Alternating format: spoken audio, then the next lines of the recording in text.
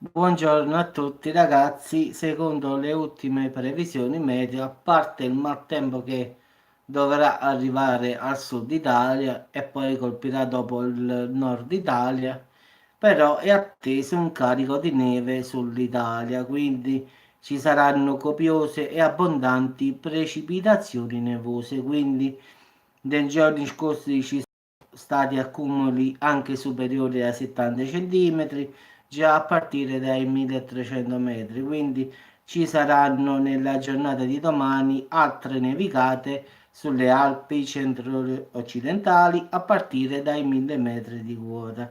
Gli accumuli previsti saranno più o meno sì, 40-50 centimetri, quindi ci saranno le Alpi Orobie, Redica, Tesine, Dolomiti, Carniche e Giulie.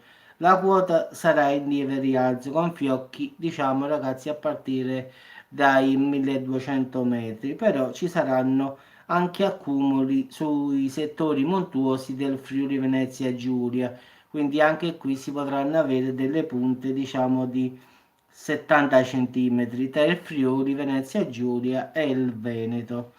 Quindi poi arriverà il famoso ciclone sul Tirreno, come avevamo detto, però questo tra mercoledì e giovedì 14 novembre. Quindi diciamo che ci sarà un nuovo peggioramento e che nella giornata di venerdì 15 con un abbassamento diciamo delle precipitazioni nevose fino a 500-600 metri, quindi anche in Piemonte e in Lombardia. Quindi sicuramente da venerdì ci sarà la neve, ragazzi, anche a basse quote, quindi parlano di 500-600 metri, quindi si abbasserà ulteriormente grazie anche a questo ciclone che arriverà dal sud Italia, quindi che però in questi giorni, a partire da domani, da lunedì e da martedì, interesserà solamente il sud.